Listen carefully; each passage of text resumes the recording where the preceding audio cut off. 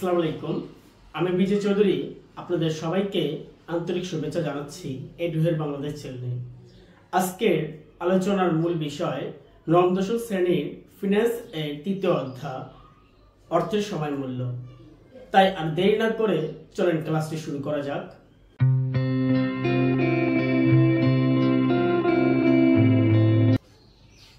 আমরা যেহেতু অর্থের সমমূল্যের তৃতীয় অধ্যায় সমমূল্য ক্লাসটি শুরু করছি, তাহলে আমাদের কিছু বেসিক সূত্র জানতে হবে। ঠিক আছে, সৃজনশীল শুরু করার আগে আমরা বেসিক কিছু সূত্র দেখি।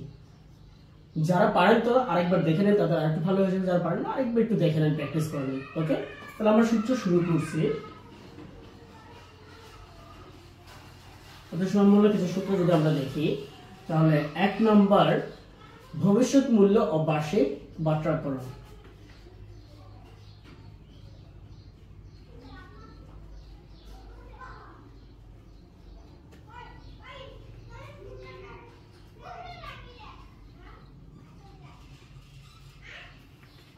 ভবিষ্যৎ মূল্য বার্ষিক বাট্রাকরণ সূত্রটা দেখি আমরা। FB equal PV 1 plus I N। ঠিক আছে, তাহলে FB equal PV 1 যোগ I হোল N।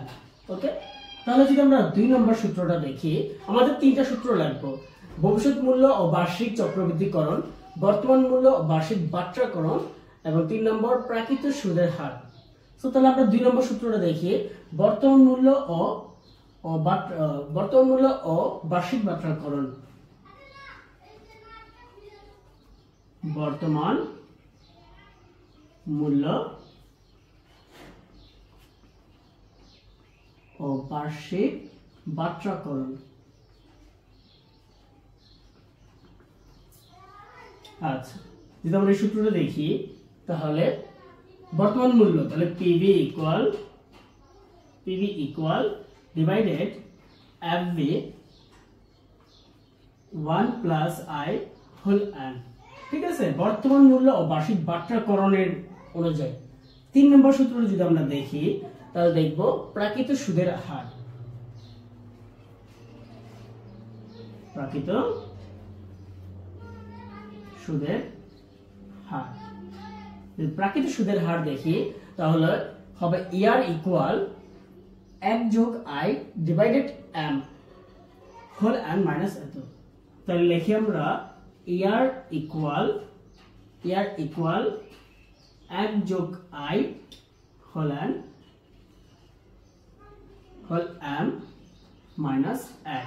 ঠিক আছে, ER ইকুয়াল 1 যোগ I divided M whole M minus 1। Okay, এই সূত্রগুলা দেখি। যদি এই সূত্রগুলার কিছু শর্ট ইগুলা দেখি, তাহলে আমরা দেখতে পাবো যে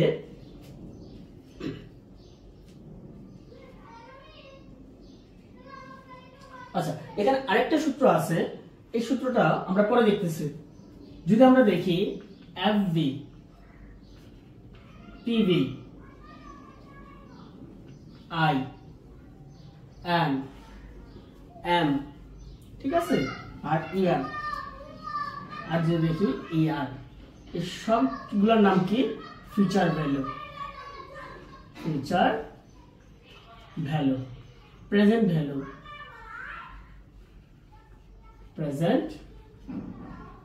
ভ্যালু, ইন্টারেস্ট, তারপরে কি সময় বা বছর, যেটাই বলেন এটাকে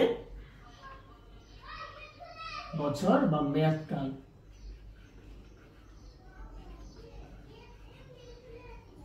তারপরে M, বছর একাধিক চক্রবৃদ্ধি, বছরের একাধিক চক্রবৃদ্ধি। ঠিক আছে, বছর একাধিক চক্রবৃদ্ধি বা বছর চক্রবৃদ্ধির সংখ্যা, যেটাই বলেন আপনারা। Okay, year effective annual rate,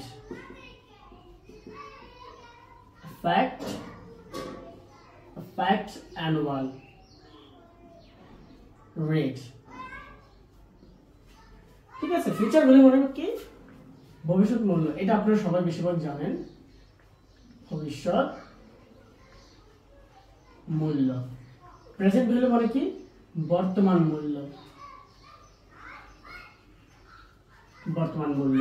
interest মানে কি? সুদের হার। সুদের হার এন্ড বছর। ঠিক আছে, ক্লিয়ার আপনাদের এটা? তাহলে আমাদের তিনটা সূত্র গেলে, এই তিনটা সূত্র মেন। ভবিষ্যৎ মূল্য বার্ষিক বাট্রাকরণ, এফবি ফিউচার ভ্যালু সমান প্রেজেন্ট ভ্যালু 1 যোগ আই মানে ইন্টারেস্ট, হোল এন্ড মানে বছর বা মেয়াদ। বর্তমান মূল্য ও বার্ষিক বাট্রাকরণ, পিভি ইকুয়াল এফবি মানে প্রেজেন্ট ভ্যালু সমান ফিউচার ভ্যালু ডিভাইডেড 1 যোগ আই হোল এন্ড।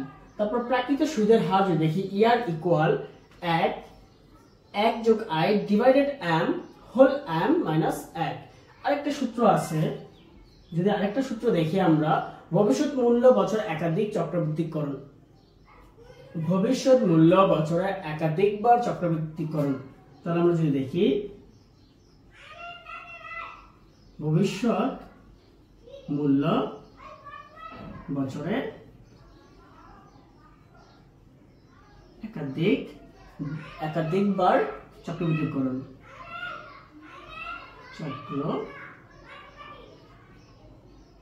বৃদ্ধিকরণ। ঠিক আছে, যদি আমরা এটা সূত্রটা লিখি তাহলে কি হবে? ভবিষ্যৎ মূল্য মানে ফিউচার ভ্যালু প্রেজেন্ট ভ্যালু 1 যোগ I divided M into M. ঠিক আছে, ক্লিয়ার এটা? ভবিষ্যৎ মূল্য বছরে একাধিকবার চক্রবৃদ্ধিকরণ। ওকে, তাহলে আমরা একাধিকবার বাট্রাকরণের পদ্ধতিগুলো শিখব। যদি আমরা দেখি একাধিকবার, এখানে যদি আমরা দেখি কে একাধিকবার বাট্রাকরণ বা চক্রবৃদ্ধিকরণ দেখি,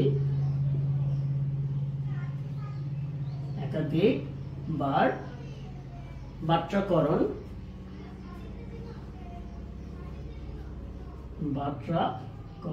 বা চক্রবৃদ্ধিকরণ। যেরকম আমরা 1 নম্বরটা দেখি যে অর্ধবার্ষিকী।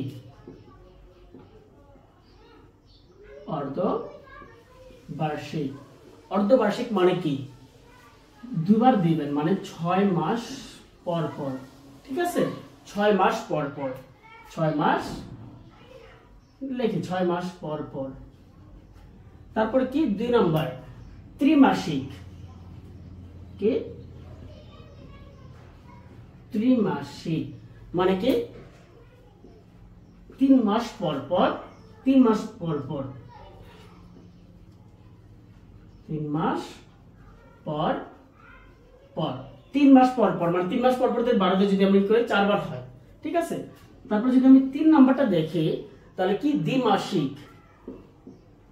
দ্বিমাসিক সমান সমান দ্বিমাসিক। তাহলে কি দ্বিমাসিক মানে 2 মাস পর পর, 2 মাস পর পর। যদি আরেকটা দেখি 2 মাস পর পর পর মাসিক। মাসিক মানে এম ইকুয়াল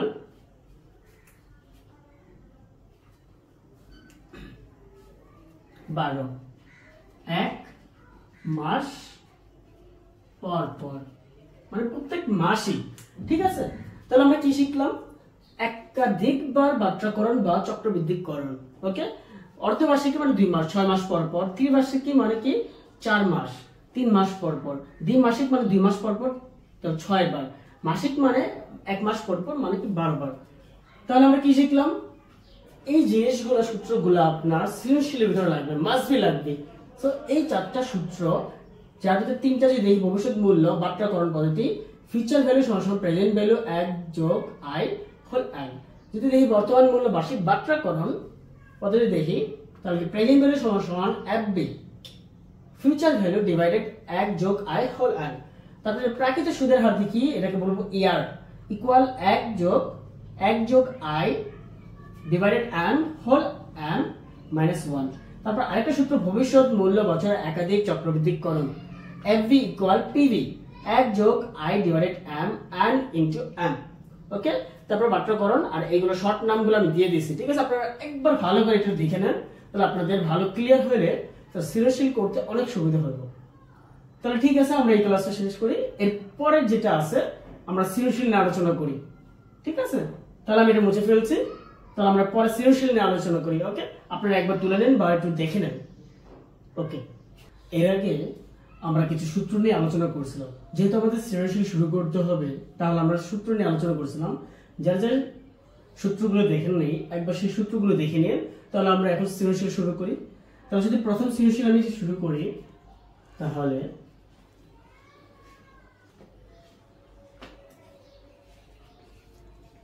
সৃজনশীল নাম্বার 2, বইয়ের সৃজনশীল নাম্বার 2 প্রশ্নটা আমি এখানে দিয়ে দেব। ঠিক আছে, আপনারা দেখে নিন। তাহলে বইয়ের সৃজনশীল কি বলছে, যারা ফরাজ সাহেব তার সঞ্চিত 10 লাখ টাকা 10% সুদে 10 বছরের জন্য পদ্মা ব্যাংকে জমা রাখতে চাইল, কিন্তু তার স্ত্রী সালমা তাকে ব্যাংকে জমা না রেখে নিজ পৌরসভা জমি কেনার পরামর্শ দেন। যেখানে 8 বছরের জমির মূল্য দ্বিগুণ হয়, উক্ত সময়ের মধ্যে জমির থেকে অতিরিক্ত 2 লাখ টাকা আয়ের নিশ্চয়তা আছে। বিষয়টি নিচে ফরাজ সাহেব সিদ্ধান্ত ভুগছেন। আমরা ক আর খ করব না, ক আর খ আপনারা একটু ভালো করে দেখে নিন। ওকে, তাহলে আমরা গ এর ভিতরে আলোচনা করি, গ এর প্রশ্ন নিয়ে।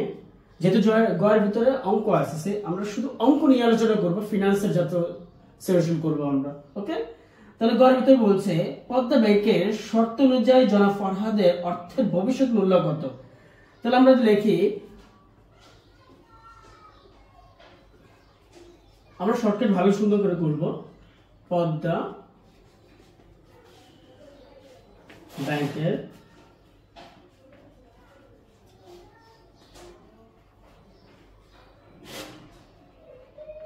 শর্ত অনুযায়ী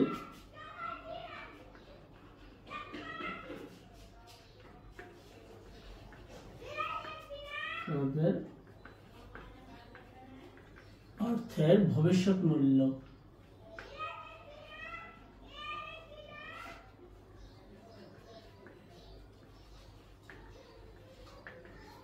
ভবিষ্যৎ মূল্য নির্ণয় বা হলো, যেটাই বলো নির্ণয় বা হলো, যেটাই লেখেন। তাহলে লিখবো আমরা জানি ওই যে কিছুক্ষণ আগে সূত্র পড়েছিলাম, সেই সূত্রটাই লিখবো, future value equal present value 1 যোগ আই হোল এন। ঠিক আছে, এখানে আমরা শর্টকাট লিখি, ফিউচার ভ্যালু যেহেতু নাই, প্রেজেন্ট ভ্যালু কত, প্রেজেন্ট ভ্যালু 10 লক্ষ।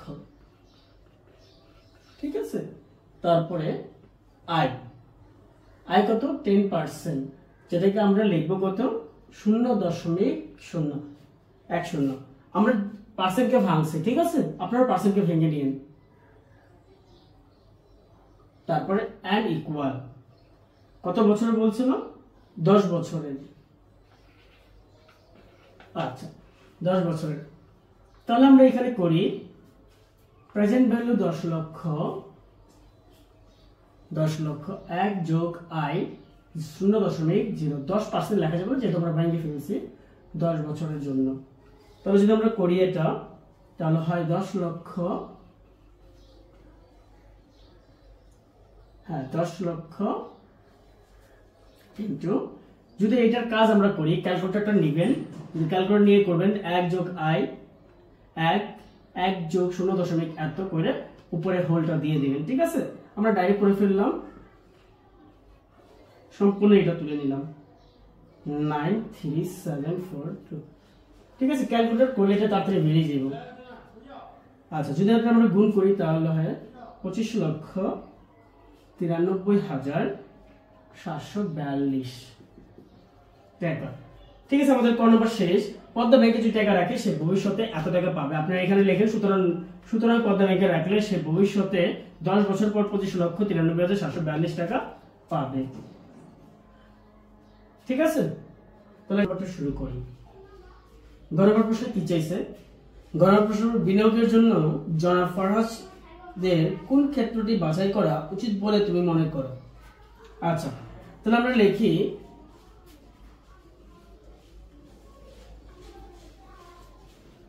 যদি পৌরসভা জমি কিনেন তাহলে 8 বছর পর জমির মূল্য হবে, যদি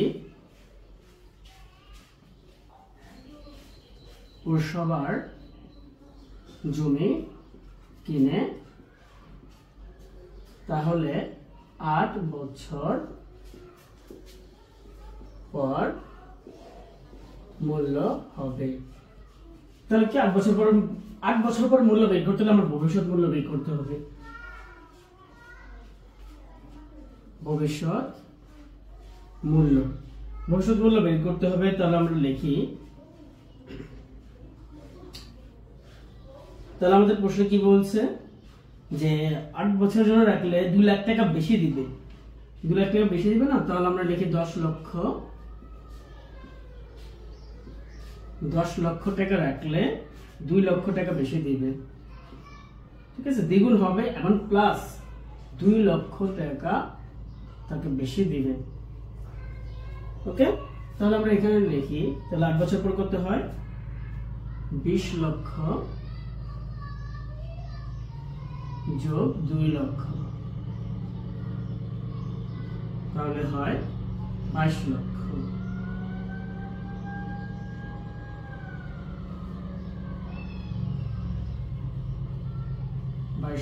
টাকা। ঠিক আছে, তাহলে আমরা উপরে একটু মুছে ফেলি,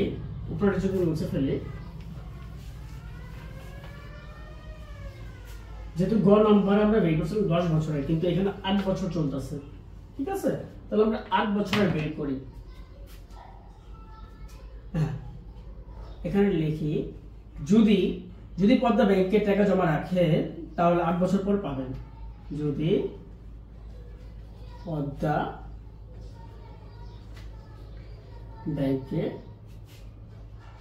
টাকা জমা রাখেন 8 বছর পর হবে ভবিষ্যৎ মূল্য। হ্যাঁ, ভবিষ্যৎ মূল্য সমান ভবিষ্যৎ মূল্য FB ইকুয়াল PB 1 যোগ I হোল N। তাহলে 10 লক্ষ টাকা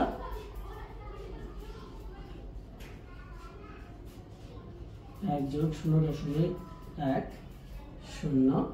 তাহলে 8 বছর। তাহলে কত হয় 10 লক্ষ গুণন 2.143589, এটা যোগ করে ক্যালকুলেটর থেকে এটা বের করে নেবেন।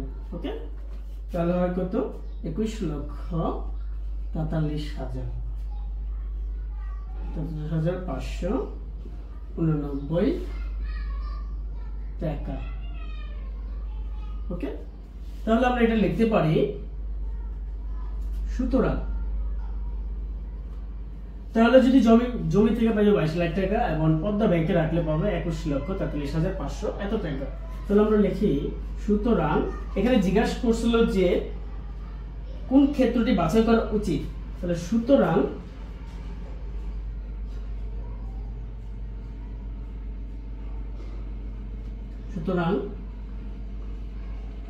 জমি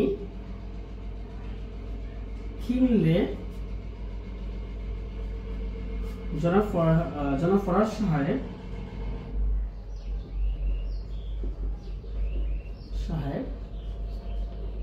পদ্মা ব্যাংকের চেয়ে কত টাকা বেশি পাবে।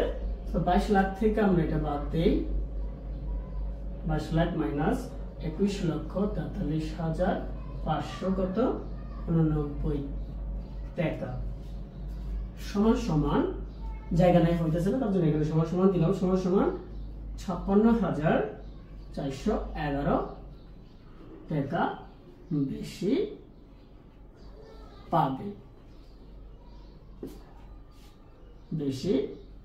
পাবে, তাই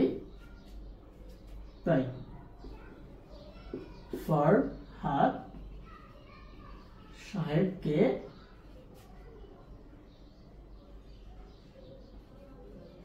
জমিতে বিনিয়োগ করা উচিত। ঠিক আছে, গণনা প্রশ্ন আমি লিখে দিছি, ক্লিয়ার। পৌরসভা 8 বছর রাখলে এত টাকা পাবে এবং ব্যাংকে রাখলে পদ্মা ব্যাংকে রাখলে পাবে এত।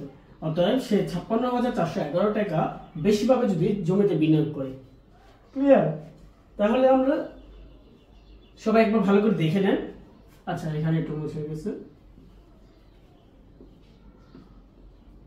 হ্যাঁ, সবাই একটু দেখে নেন ভালো করে, তুলে নিন। তাহলে আমরা পরের সৃজনশীল শুরু করি। 3 নং সৃজনশীল শুরু করি। আর প্রশ্নটা এখানে দিয়ে দিব, আমি সবসময় বলছি।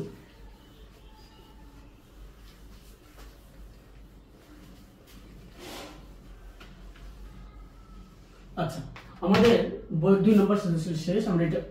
আমরা একটু অতিরিক্ত সৃজনশীল করি। হ্যাঁ, তাহলে আমরা করলাম 3 নং অতিরিক্ত সৃজনশীল।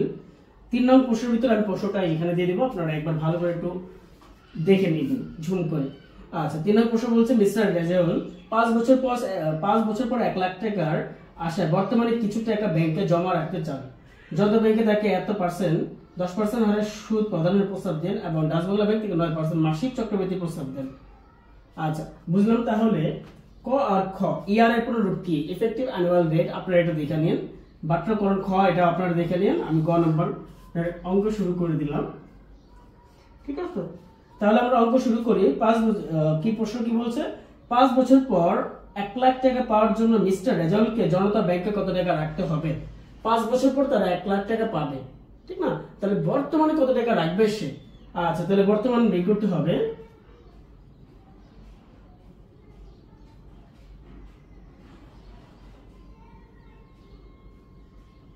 আচ্ছা, তাহলে লিখি আমরা জানি কি বের করব? বর্তমান মূল্য। আমরা করে দিই পিবি, মানে বর্তমান মূল্য, প্রেজেন্ট ভ্যালু একই কথা। এফবি 1 যোগ আই এন, সরি, তাহলে আই এন। ঠিক আছে, বর্তমান মূল্য প্রেজেন্ট ভ্যালু সমান সমান ফিউচার ভ্যালু 1 যোগ আই হোল এন। তাহলে আমরা এখানে বের করি পিবি কত, এটা আমার জানতে হবে। এফবি কত, ফিউচার ভ্যালু আমার 1 লাখ টাকা লাগবে, ঠিক না? তাহলে বর্তমানে কত টাকা রাখলে আমি 1 লাখ টাকা পাবো, এটা কথা বলছে। আই ইন্টারেস্ট কত পার্সেন্ট? 10%, ঠিক আছে, 10% বা 0.10। আচ্ছা, এখন এন কত বছর? 5 বছর। 5 বছর, হ্যাঁ 5 বছর। আচ্ছা, তাহলে যদি করি 1 লক্ষ টাকা 1 যোগ 0.10, তাহলে 5। যদি 5 লিখি তাহলে আমরা উত্তরটা লিখি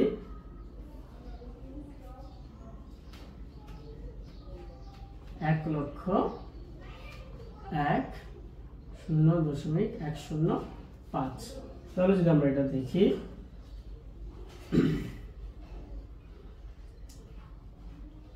1 লক্ষ, এখানে 1 লক্ষ থেকে যায়। আচ্ছা, যদি এটা আমরা করি ক্যালকুলেটরে করি, আপনারা একটু ক্যালকুলেটরে করে নেবেন, ঠিক আছে?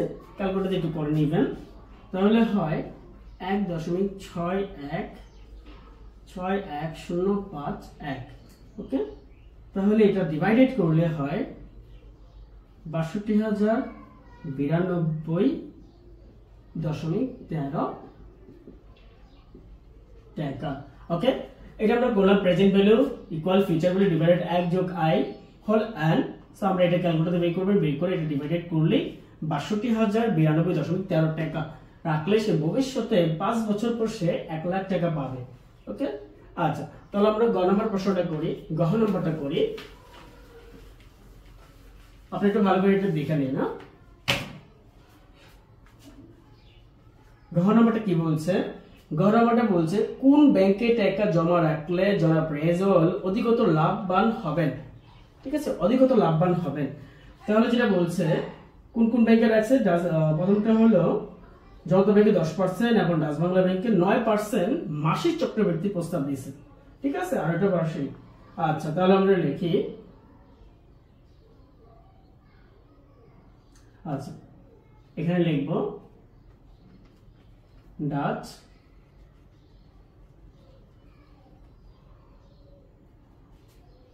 বাংলা ব্যাংক কে বর্তমান মূল্য, বর্তমান মূল্য, ডাচ বাংলা ব্যাংকের বর্তমান মূল্য নির্ণয়। আমরা লিখি, কি লিখবো, পিবি। আমি লিখলাম না বর্তমান মূল্য পিবি, সমস্যা নেই, তো ডাইরেক্ট আমি লিখে দিই পিবি এফবি 1 যোগ I am n into m, ঠিক আছে, n into m into n যেটা লেখেন, m ইন্টু n ডিভাইডেড কেন আসলো, মাসিক চক্রবৃদ্ধি হারের কথা বলছে, তার জন্য এটা আসছে, ঠিক আছে। তাহলে আমরা লিখি, তাহলে পিভি জানা নাই, এফবি, এফবি কত, 1 লক্ষ টাকা, ওকে, এফবি 1 লক্ষ টাকা, আই ইকুয়াল 0.09, ওকে। তাহলে আর কি থাকে, n ইকুয়াল 5, m ইকুয়াল 12, আর কিছু মনে থাকে না। তাহলে আমরা লিখি 1 লক্ষ টাকা 1 যোগ 0.09 m 12 n 5 ইন্টু 12, ওকে, ঠিক আছে। তাহলে আমরা যদি এটা লিখি, বের করি, তাহলে এটা হয় 1 লক্ষ টাকা, তাহলে 1 যোগ, আমরা ডাইরেক্ট ক্যালকুলেটরে ডাইরেক্ট বের করে দিই, হ্যাঁ, আপনারা এটা ই করে নিন, তাহলে কত, 0.0075 ডিভাইডেড 60। আচ্ছা, তারপর যদি লিখি আমরা 1 লক্ষ, এটা যদি আমরা ডাইরেক্ট কি করি, 60 করি, তাহলে 1.56568, ওকে। তাহলে ডাইরেক্ট টাকা, এটা ডাইরেক্ট ডিভাইডেড করলে টাকাটা এটা হয় 63,869.57 টাকা, ওকে। এটা আমরা বের করলাম ডাচ বাংলা ব্যাংকের বর্তমান মূল্য, প্রেজেন্ট ভ্যালু। তাহলে আমাদের আর আগে বের করছিলাম আমরা কোন ব্যাংকের, এর আগে বের করছিলাম আমরা কি, জনতা ব্যাংকের 10%। তাহলে আমরা লিখবো সুতরাং কি বলবো, সুতরাং 5 বছর পর 1 লক্ষ টাকা পাওয়ার জন্য মিস্টার রেজাউলকে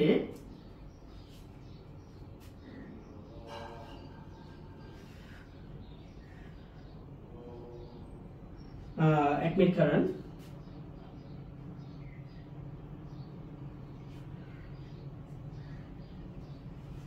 রেজাউলকে ডাচ বাংলা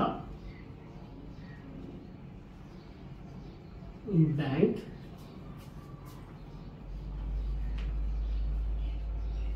অপেক্ষায় জনতা ব্যাংকে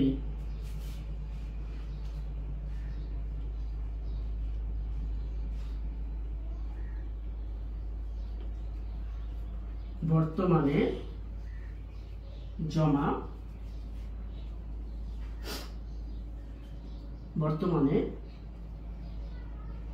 ব্যাংকে, যদি আমরা লিখি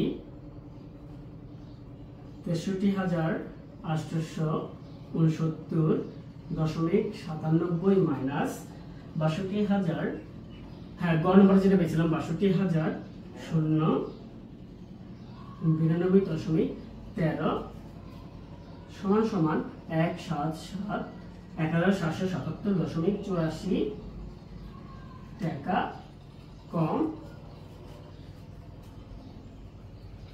জমা রাখতে হবে। তাই মিস্টার রেজাউলকে জনতা ব্যাংকে টাকা রাখা উচিত। ঠিক আছে, তাহলে আমাদের গ ঘ দুটোই শেষ। আপনারা একবার একটু ভালো করে দেখে নেন। গ নম্বরটা একটু ছিল, এখানে আপনারা দেখে নেন। ঘ নম্বরটা এটা 5 বছর পর 1 লাখ টাকা পাওয়ার জন্য সে ডাচ বাংলা ব্যাংকের চেয়ে জনতা ব্যাংকে এত টাকা কম রাখতে হইব। তাহলে ঠিক আছে, তার জন্য তাকে কোথায় রাখা দরকার? জনতা ব্যাংকে। ওকে ফাইন, আপনারা একবার এটা দেখে নেন, দেখে ই করে নেন। আমি এটা মুছে ফেলছি, পরে সৃজনশীল আমরা আলোচনা করছি। এর আগে আমরা 3 নম্বর সৃজনশীল শেষ করছি, এখন আমরা অতিরিক্ত 4 নম্বর করব। ঠিক আছে, আমরা অতিরিক্ত করছি, অতিরিক্ত যেহেতু করছি, তাহলে আমরা যদি আরেকটা প্রশ্ন, আমি এই প্রশ্নটা আপনাকে এখানে দিয়ে দেবো, বারবার বললাম প্রশ্নটা ওই সাইডে দিয়ে দিই। ঠিক আছে, আপনারা একটু ভালো করে জম করে দেখে নিন। আচ্ছা, আমি প্রশ্নটা পড়ছি। সাইফুল 3 লাখ টাকা 5 বছর জন্য ব্যাংকে জমা রাখতে চান। শূন্য ব্যাংক তাকে 7% বার্ষিক চক্রবৃদ্ধি সুদে প্রস্তাব দেয় এবং আনিমা ব্যাংক তাকে 6% 6 মাস অন্তর অন্তর চক্রবৃদ্ধি প্রস্তাব দেয়। ঠিক আছে, ক নম্বর অর্থ মূল্য সুদ আসলে ক খ বাদ আপনি প্রয়োগ করে নিন। ক খ। গ নম্বর জনাব সাইফুল শূন্য ব্যাংকে টাকা জমা রাখলে 5 বছর পর কত টাকা পাবে? আচ্ছা, 5 বছর পর কত টাকা পাবে? তাহলে গ নম্বর আমরা করি। গ নম্বর 5 বছর পর কত টাকা পাবে, তাহলে আমরা লিখি। আপনারা লিখে নিন, আমি ডাইরেক্ট শুরু করতেছি। আমরা জানি 5 বছর পর কত পাবে, তাহলে কি ভবিষ্যৎ মূল্য, ভবিষ্যৎ মূল্য, যেটাকে লিখব FB ইকুয়াল PV 1 যোগ I হোল n। ঠিক আছে, তাহলে আমরা যদি এখানে এটা লিখি, FB তো আমি জানি না, PV ইকুয়াল, PV কত? 3 লক্ষ টাকা, 3 লক্ষ টাকা। ইন্টারেস্ট কত টাকা? ইন্টারেস্ট কত পার্সেন্ট? ইন্টারেস্ট 7% বা 0.7, 0.07 দিই আমরা।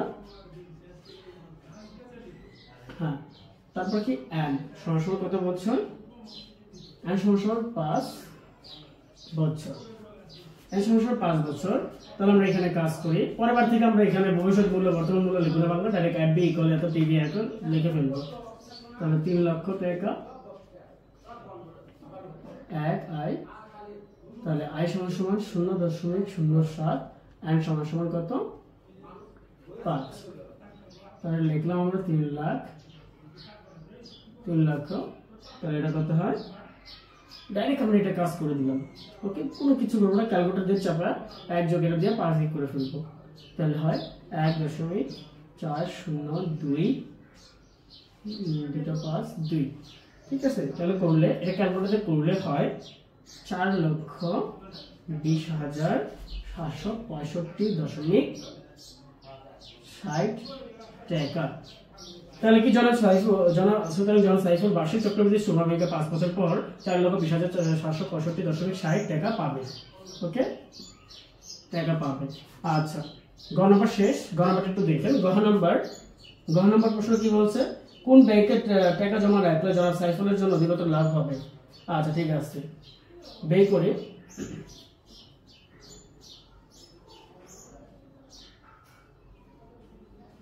হ্যাঁ, গ হতে পাই কি? গ হতে যদি আমরা দেখি, শূন্য ব্যাংক 5 বছর পর দেয়, শূন্য ব্যাংকের কত? ভবিষ্যৎ মূল্য FB, মানে ভবিষ্যৎ মূল্য কত? 4,20,765। একবার লিখে দিই, শূন্য ব্যাংক।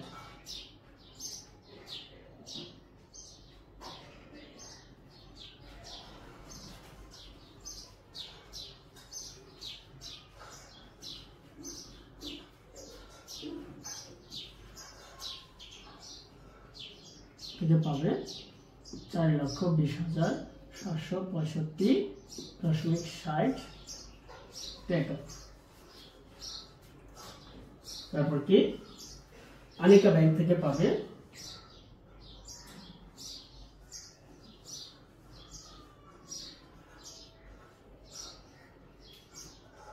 আনিকা ব্যাংক থেকে 5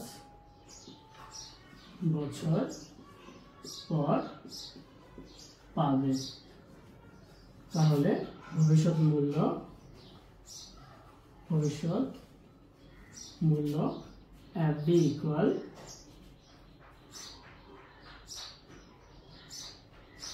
পিবি 1 যোগ আই। এখানে বলছিল কি আনিকা ব্যাংক 6% আর 6 মাস অন্তরে অন্তরে চক্রবৃদ্ধি দিবে, ঠিক আছে, 6 মাস অন্তরে অন্তরে। তার জন্য আমরা লিখলাম I am n into m। যদি আমরা এখানে লিখি, এখানে সিম্পল ভাবে এফবি বের করতে হবে, জানি না, পিবি 3 লক্ষ, ঠিক আছে। তারপরে কি আই সমান সমান কত, 6% বা 0.06, ওকে। তারপর কি n সমান সমান 5, m সমান সমান 2, 6 মাস অন্তর অন্তর, 6 মাস অন্তর অন্তর দিলে দুইবার হয়, ওকে। তাহলে 3 লক্ষ 1 যোগ i 0.06 m2 5 ইন্টু কত, 5 ইন্টু 2, ঠিক আছে। তাহলে যদি আমরা 3 লাখ টাকা দেখি, 3 লক্ষ দেখি, ডাইরেক্ট আমরা গুণ করে দেই, তাহলে এটা কত হয়, আপনারা ক্যালকুলেটরে ডাইরেক্ট গুণ করে দেবেন, ঠিক আছে।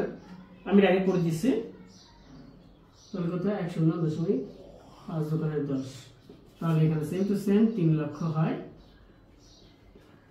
ইন্টু কত হয়, 1.343916, ওকে। ডাইরেক্ট হয় 4,03,000, 4,03,174.80 টাকা। তাহলে যদি এখানে একটা অতএব লিখি,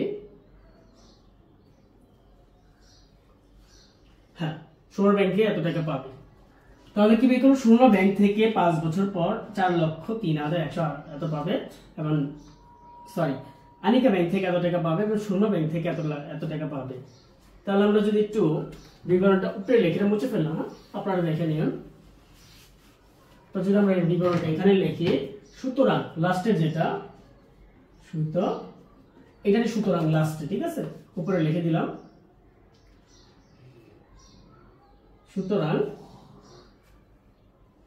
যদি আমরা লিখি, তাহলে জানো সাইফুল 5 বছর পর সোনা ব্যাংক থেকে পাবেন এত টাকা এবং আনিকা ব্যাংক থেকে পাবেন এত টাকা। সোনা ব্যাংকে টাকা রাখলে, আচ্ছা, তাহলে আমরা লিখি, তাহলে আমরা কি দেখতে পাচ্ছি, সোনা ব্যাংকে টাকা রাখলে সে বেশি টাকা পায়, ঠিক না। তাহলে আমরা এটা লিখলাম,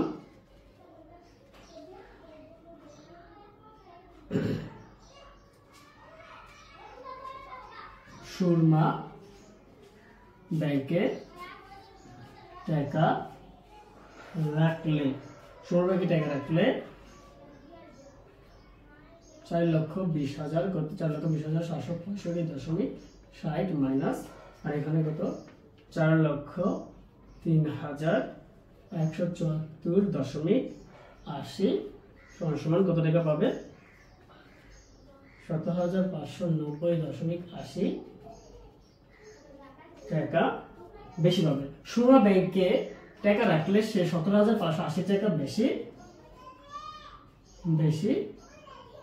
পাবে।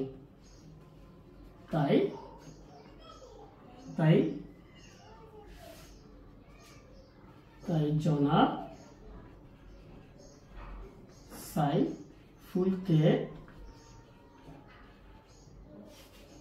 সুরমা ব্যাংকে টাকা রাখা উচিত, ঠিক আছে। তাহলে আমরা এটা শেষ করে দিলাম, আপনারা সবাই দেখে নিন। তাহলে কি বলছে, সোনা ব্যাংক এত টাকা দিবে আর এমন আনিকা ব্যাংক এত টাকা দিবে, তাহলে এত টাকা বেশি দিবে সোনা ব্যাংকে, তাহলে সোনা ব্যাংকে টাকা রাখা দরকার, ওকে, ঠিক আছে। আজকে সৃজনশীল এই পর্যন্ত। যদি না বুঝেন তাহলে কমেন্ট করেন। অবশ্যই যদি ভিডিওগুলো পছন্দ হয় তাহলে অবশ্যই আমাদের পাশে থাকবেন সাবস্ক্রাইব করে। তাহলে আজকে যাচ্ছে, পর আবার দেখা হবে কোনো এক সৃজনশীলে, ওকে। আল্লাহ হাফেজ, আসসালামু আলাইকুম।